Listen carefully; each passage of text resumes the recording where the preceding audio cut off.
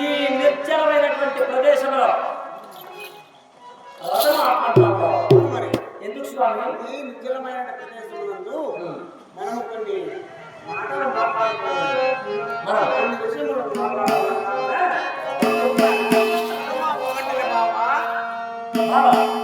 ఎవరక్కడ ఈ యొక్క నిర్జలమైనటువంటి ప్రదేశంలో పిలుస్తున్నారు? ఎవరు వచ్చారు? నేనే పిలిచాను బావా. ఏమిటి స్వామి నీ యొక్క పిలుపు?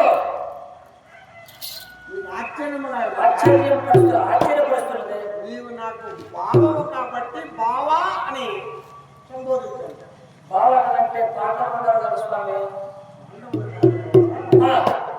నీవు నాకు మేనత్త కుమారుడు. నేను పెద్ద కుమారుడు.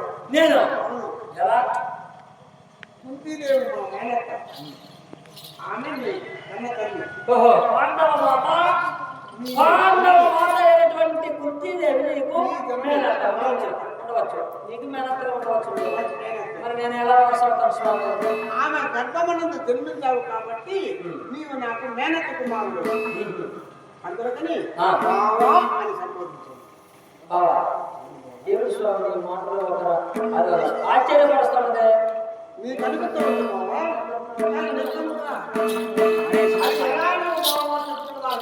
ఆ